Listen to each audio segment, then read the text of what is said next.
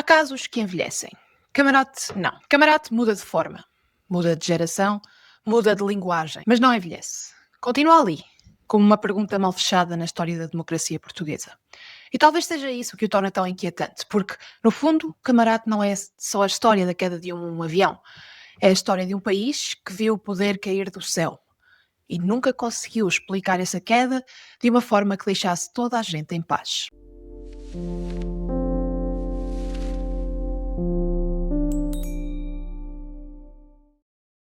Era 4 de dezembro de 1980, uma quinta-feira, Lisboa. No aeroporto da Portela, a noite seguia com aquela normalidade mecânica dos aeroportos. Luzes frias, passos apressados, vozes cortadas pelos altifalantes, pessoas a chegar, pessoas a partir. E ninguém a imaginar que dali a minutos Portugal ia entrar numa das noites mais traumáticas da sua história democrática. Para percebermos o que aconteceu em Camarate, não basta olhar para o avião. É preciso olhar para o país, porque Portugal, em 1980, era uma democracia jovem. Uma democracia jovem não significa apenas recente, significa frágil, tensa, ainda a aprender onde acaba a revolução e onde começa a normalidade institucional. Tinham passado apenas 6 anos desde o 25 de Abril. 6 anos. Na vida de uma pessoa parece algum tempo, mas na vida do regime não é nada. O país tinha saído de uma ditadura longa, atravessando um processo revolucionário turbulento, vivido nacionalizações, confrontos ideológicos, tensão militar, medo de deriva, medo de retrocesso, medo de tudo. A Constituição de 1976 ainda trazia muito desse ADN. O Conselho da Revolução existia. O peso dos militares na arquitetura do regime não estava totalmente resolvido. A revisão constitucional era discutida com intensidade porque, na prática, discutir a revisão constitucional era discutir quem mandava. Como mandava e até onde podia ir a democracia parlamentar num país que tinha acabado de sair de um período de enorme instabilidade. Era uma democracia, sim, mas uma democracia ainda em obras. No centro desse momento estava Francisco Sá Carneiro. E Sá Carneiro não era um político discreto, neutro, de gestão morna. Era uma figura de ruptura, de direção. Tinha uma visão clara para o país e não tinha grande paciência para ambiguidades institucionais. Defendia a revisão constitucional, o reforço do poder civil e a redução do peso político das estruturas militares. Estabilização governativa, abertura económica, modernização e uma integração europeia mais afirmada. Para os apoiantes, era um homem que queria pôr Portugal em ordem e fazê-lo andar. Para os críticos, era um líder demasiado acelerado, demasiado assertivo e, por vezes, excessivamente conflituoso. Mas uma coisa era certa, ele mexia no tabuleiro. Do outro lado, em Belém, estava o presidente Ramalhianes, com enorme legitimidade política e simbólica. Para muita gente, Yanes era precisamente o garante da estabilidade num país ainda vulnerável a excessos. Para outros, representava uma presença demasiado interventiva, um travão, num momento em que o governo queria governar sem sentir um olhar constante por cima do ombro. A relação entre Belém e São Bento era formalmente correta, mas politicamente tensa. E esta tensão é uma chave para perceber Camarate. Não era preciso haver gritos públicos todos os dias para o braço de ferro existir. Ele existia na leitura de competências, no tempo das decisões, na forma como cada um via o papel do outro. Era uma tensão de legitimidades. De um lado, o primeiro-ministro, com uma maioria e programa de urgência reformista. Do outro, um presidente com peso institucional próprio e uma noção muito concreta do seu papel como garante do regime. Em sistemas jovens, estas tensões não são detalhe, são estrutura. E havia ainda outra figura central nessa noite. Adelino Amaro da Costa, ministro da Defesa. Inteligente, metódico, ambicioso e estratega. E numa pasta como a defesa, isso significa mexer em zonas onde quase nada é simples. Contratos, reorganização interna, circuitos sensíveis, decisões opacas por natureza. Ainda mais num contexto de Guerra Fria. Ao longo dos anos surgiram relatos, suspeitas e teses, segundo as quais Amaro da Costa estaria a tocar em assuntos delicados, incluindo matérias relacionadas com um armamento e interesses potencialmente sensíveis. É importante dizer isto com precisão, porque Camarate é um caso onde as palavras contam muito. Essas hipóteses foram discutidas e sustentadas por alguns intervenientes ao longo do tempo, mas nunca ficaram provadas judicialmente como causa de crime. Ainda assim, ajudam-nos a perceber por que razão esta tragédia foi imediatamente lida em chave política. Estamos em 1980, Guerra Fria, Portugal na NATO. Açores com uma enorme relevância estratégica no Atlântico. O ambiente internacional era bastante tenso. As instituições nacionais estavam ainda a consolidar-se e naquela noite, no avião, seguiam o primeiro-ministro e o ministro da Defesa. Isto por si só torna qualquer desastre uma bomba política, mesmo antes de se saber se houve bomba ou não. Nessa quinta-feira, Sá Carneiro tinha agenda no Porto, num contexto de campanha presidencial. Era uma deslocação política uma noite de trabalho, uma daquelas rotinas intensas que, vistas depois da tragédia, ganham sempre um ar de presságio. Podia ter ido num voo comercial. Essa possibilidade fica sempre agarrada ao caso porque alimenta o "e se", que acompanha todas as grandes tragédias. E se tivesse ido noutro voo? E se tivesse saído mais tarde?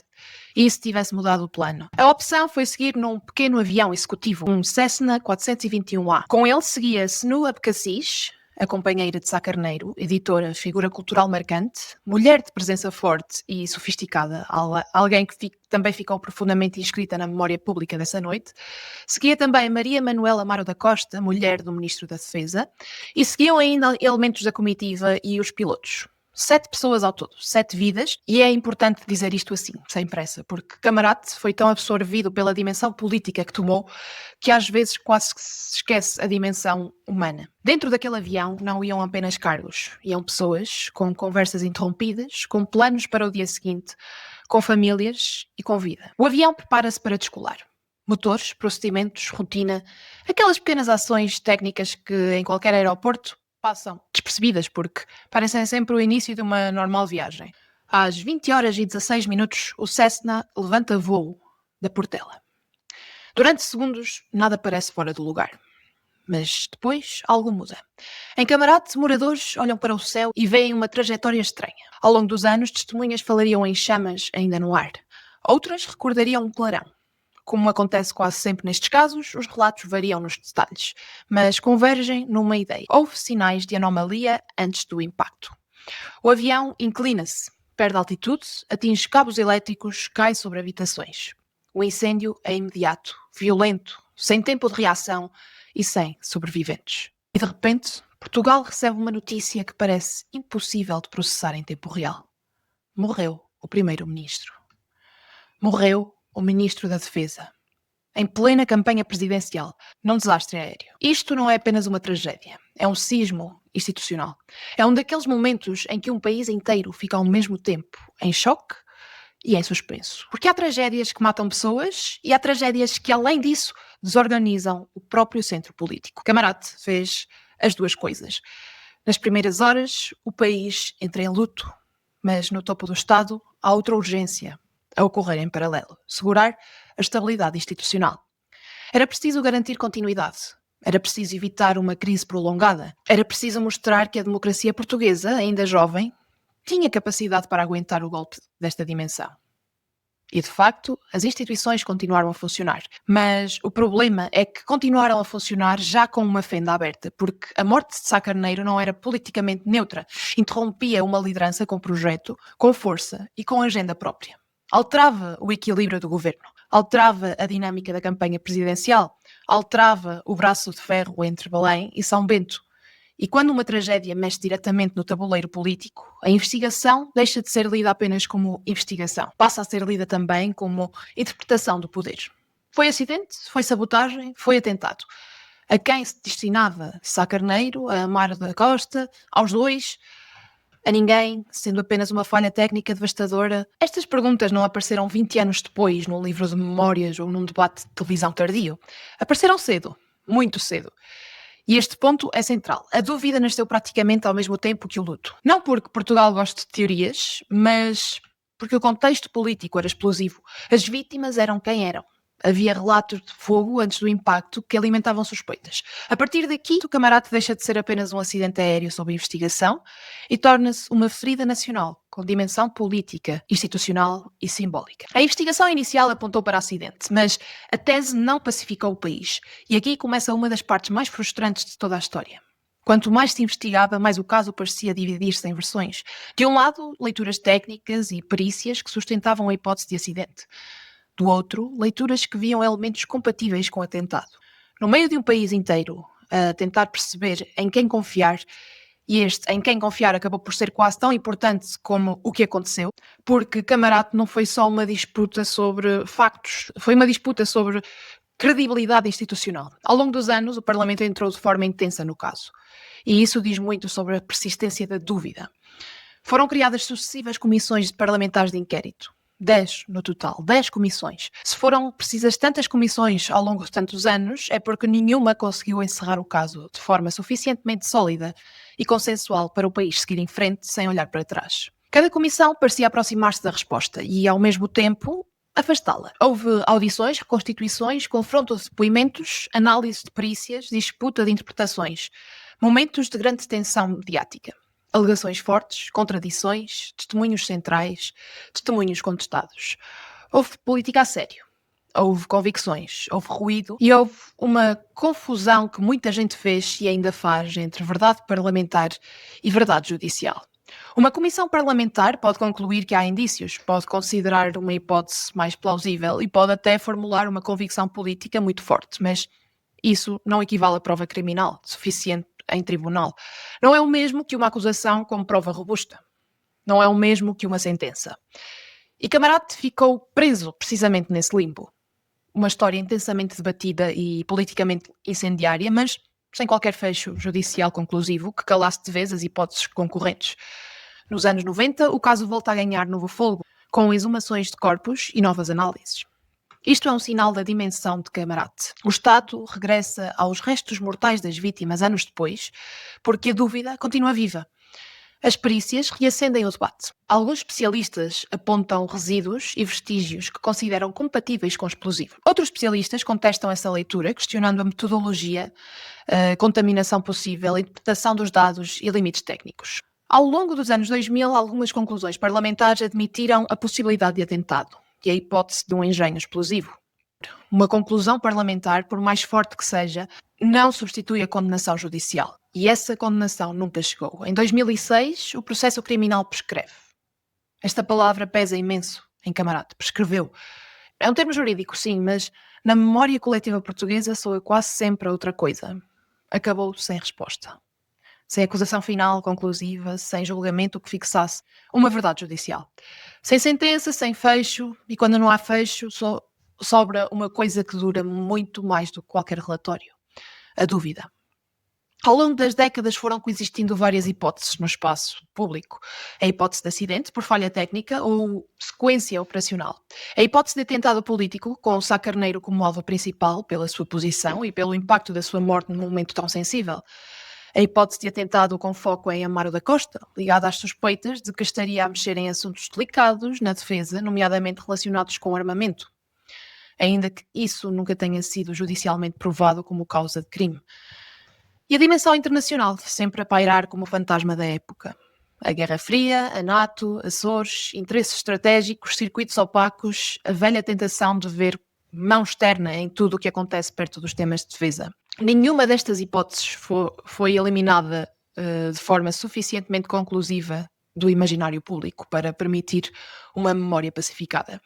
Esse talvez seja o traço mais raro e mais inquietante de Camarate. O tempo não trouxe paz. Trouxe camadas, mais documentos, mais versões, mais livros, mais debates, mais convicções e menos consenso.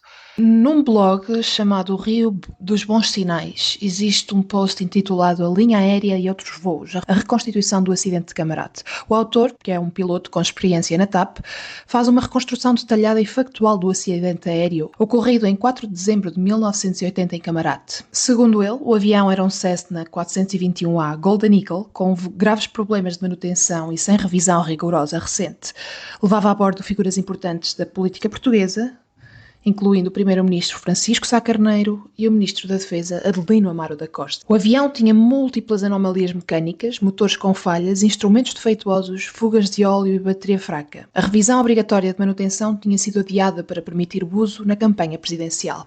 E foi também constatada falta de combustível suficiente segundo as regras de segurança. O andamento da aeronave começou sem checagens completas nem aquecimento adequado dos motores. O avião partiu da pista numa configuração inadequada e a velocidades baixas, com motores instáveis. O avião descolou mal e caiu pouco depois, resultado da combinação de falhas de manutenção, decisões inadequadas de operação e a ausência de checagens obrigatórias. E depois da queda veio uma pergunta brutal, quase impossível de responder naquela noite. Como é que um país continua quando perde de uma vez o primeiro-ministro e o ministro da Defesa? Nas horas seguintes, a prioridade deixou de ser apenas o luto e passou a ser também a contenção. Era preciso evitar uma crise de regime e garantir continuidade e mostrar que a democracia portuguesa, ainda jovem e ainda em consolidação, não ia colapsar com o choque. Belém ganhou centralidade imediata, não só pela função presidencial, mas porque Ramalhianes surgia naquele momento como uma figura institucional capaz de estabilizar o sistema enquanto o país ainda tentava perceber o que é que tinha acontecido. Ao mesmo tempo, São Bento ficava sem o seu centro de gravidade. Sá Carneiro não era apenas o chefe de governo, era o motor político da maioria, o rosto da estratégia, a voz que dava direção e ritmo. A sua morte criou um vazio que não se preenchia com um despacho nem com uma substituição. A tragédia acontece em plena campanha presidencial e isso amplifica tudo. De repente, a disputa política deixa de ser apenas uma eleição e passa a ser também uma disputa sobre a leitura do momento nacional. A campanha segue porque as instituições não podem parar, mas segue num país traumatizado, com a emoção a contaminar inevitavelmente o ambiente político. Poucos dias depois, os portugueses votam para a presidência da República, num contexto completamente alterado pela morte de Sá Carneiro. Ramalhianes acaba por sair reforçado dessa eleição, enquanto o campo da Aliança Democrática, que apoiava o general Soares Carneiro, perde não apenas um líder, mas o principal estratega e mobilizador da sua frente política.